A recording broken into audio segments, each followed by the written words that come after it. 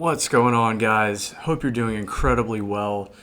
I am super excited to launch the Aerial Effects Wealth Accumulation Series, and it's one that I've wanted to do for quite some time now, and I've finally kind of put together a holistic series and presentation for you guys that I think is going to be extremely powerful in your growth, in building wealth and sustaining wealth and creating a holistic financial picture for yourself. Okay, so I want you to sit back, relax, pour yourself a glass of wine or coffee, depending on the time of day, and pull out a pen and paper and make sure you take plenty of notes. There's going to be many lessons within this series because I don't want to bog you down with information overload, but I want to present it in a coherent way that builds step by step upon each other. So bear with me 1 second. I'm going to enter. And why I wanted to do this is because the information that will be presented in this course is really the information that enabled me to break out of my mindset, my conditioning, and kind of break out of the matrix and see the world and see finances and wealth accumulation and making a living from a wholly different perspective than what you could say the masses take. Okay, and so super excited, and I hope you really enjoy this and pay attention to each video throughout the series because they certainly will build upon each other. Okay, and so for this one, it's somewhat of an intro, but it's very powerful foundation that we can build upon. And the first thing that we're going to talk about today is the notion of financial freedom. Okay, we all hear the term, we all see TikToks, people talking about financial freedom, but obviously we're coming at this from the Forex perspective, from the Forex angle, as probably everyone watching this video is a Forex trader or aspiring Forex trader. Okay, and so what I want us to do first and foremost is we have to step out of the notion that Forex is a get-rich-quick scheme. Okay, a lot of people are brought into the industry under the false preconception that Forex is a get-rich-quick scheme. It's an overnight thing, and that within 6 weeks, you'll be able to quit your job. Okay? And I want us to wipe that out completely. I talk a lot about that in our psychology course, or within our psychology video in our Smart Money course. But in this video, I really want to emphasize the fact that we have to step out of that paradigm to open up an entirely new paradigm. Okay? And so, first and foremost, I'm going to give my perspective on financial freedom. Okay, and then I want you to pause the video and kind of write out your own definition of financial freedom and what it would do for you and your family. Okay, because this is very powerful and oftentimes is operating within our subconscious to the point where if we materialize and manifest what's driving us subconsciously, it can only speed up the process and enable us to achieve those objectives much quicker. Okay? And so for me, what is financial freedom? Okay, financial freedom is having the resources, is having the financial resources and capital and assets in order to allocate my time the way that I wish. Okay? And obviously that would mean passive income. Okay, I want my assets to exceed the cash flow from my assets to exceed my liabilities, and then some. Okay, and so where I don't have to then trade my time for money for somebody else. Okay, and work on somebody else's dream and take orders from somebody else, because I have enough assets that are cash flowing above my liabilities, and then, like I said, and then some.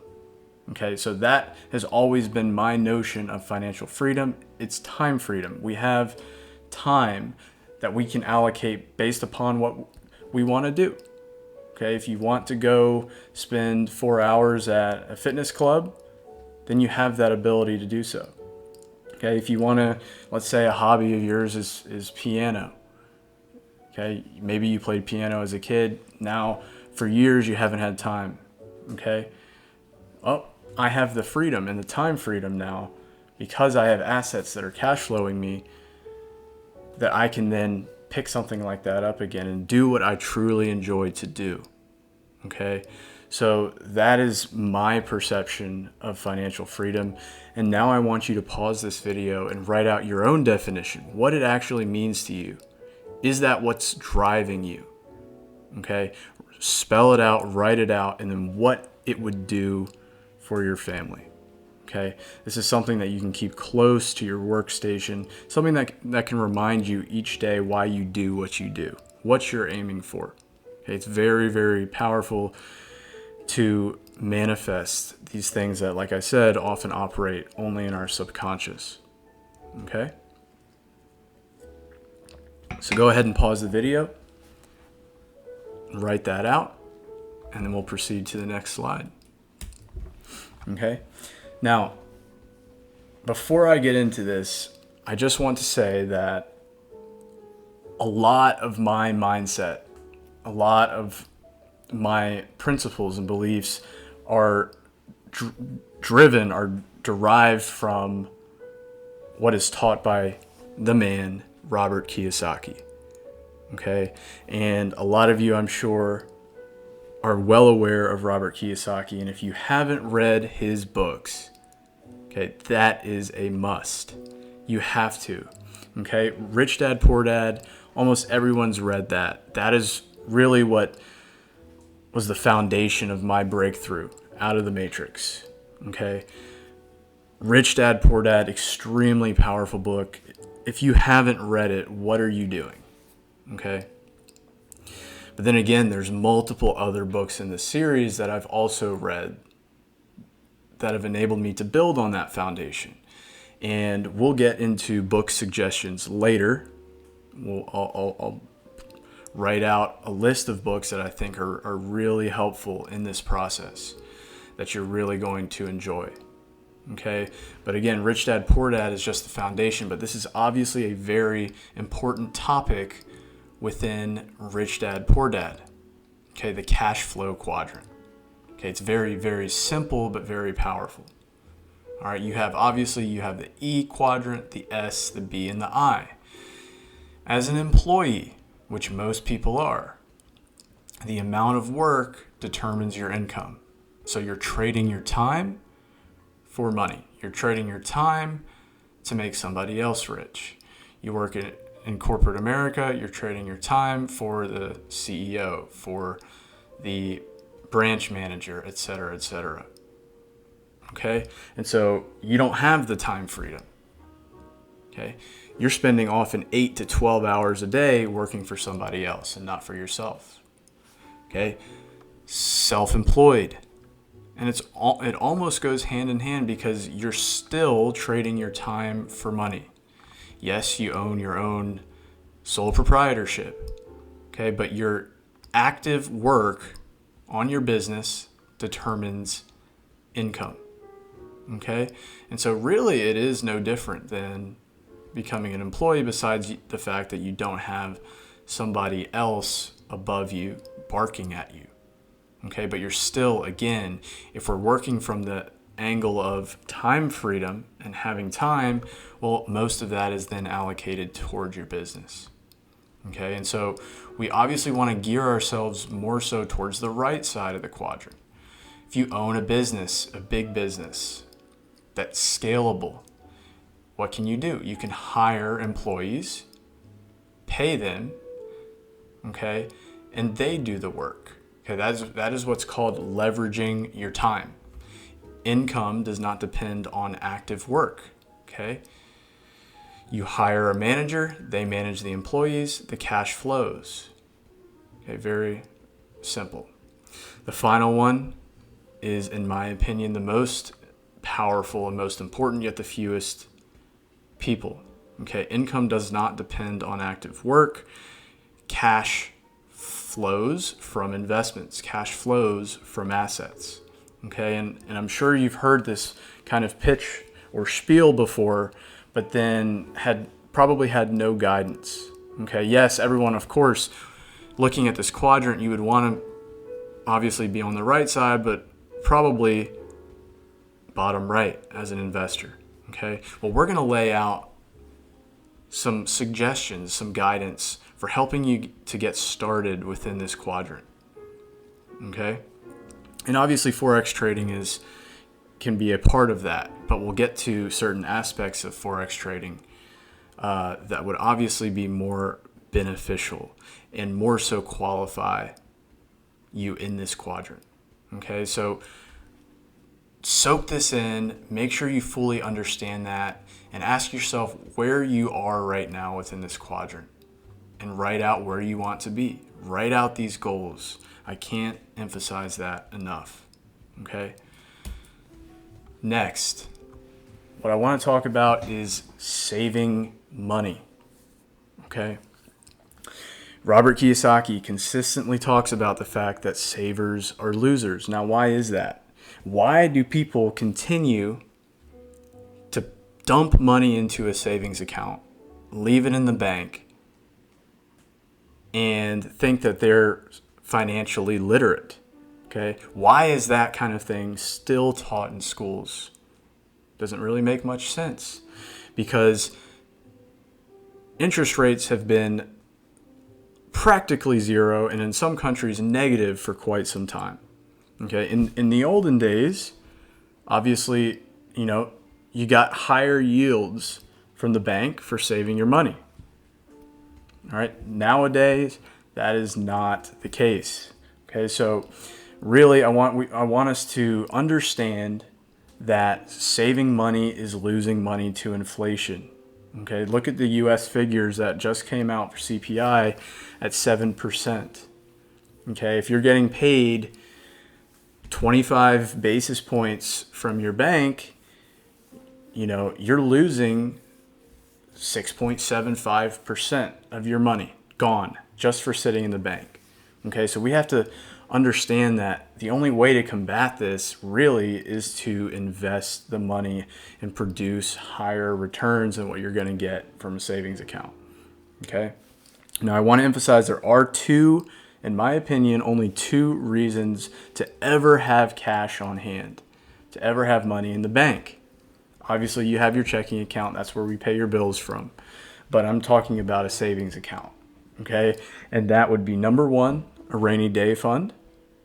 Okay, potentially 3, 6, depending on your circumstances, 3 to 6 months of liabilities in the savings account, because it's liquid, or you can throw it in a money market account, but you want to have some type of liquidity just in case, your main streams of income, whether that be Sorry about that, guys. The video recorder quit unexpectedly.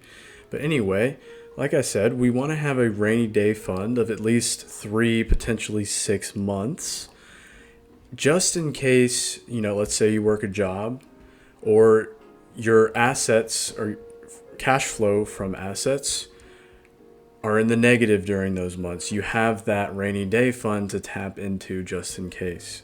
Okay, that would be reason number one to have a savings money into a savings account. Number two is investment opportunity. Okay, now let's say you're a big crypto guy and you're super into Solana. Okay, for example, and Solana, you wake up and Solana has sold off 40%. Okay, well, obviously a prudent, intelligent investor would want to jump in, right? And this is just to say that you're looking at Solana as a long-term play. Okay, well, you want to be able to have some cash on hand in order to jump into opportunity. Okay, if all of your money and all of your capital is tied up into assets, okay, that would then force you to have to liquidate and wait on that process in order to get the liquidity necessary to invest into Solana. That's why we want to keep a suitable amount on hand so that when opportunities arise, we can immediately take action. Okay, so those are the only two reasons that I would recommend having some money in savings. Otherwise, if you save money for any other reason, you should rethink doing that. Okay, we want to have our money dumped into assets that enable us to create cash flow from those investments. Okay, and we're going to get really into detail and dive into what that means and what exactly we want to do with our money later on in the series, and really talk about the difference between earned income and portfolio income and passive income and how that plays into your financial picture. Okay, but again, only two reasons to have money in a savings account would be if it were for a rainy day fund. Let's say your investments aren't liquid, then you would want to have probably a rainy day fund, and also to be able to jump on opportunity. Okay?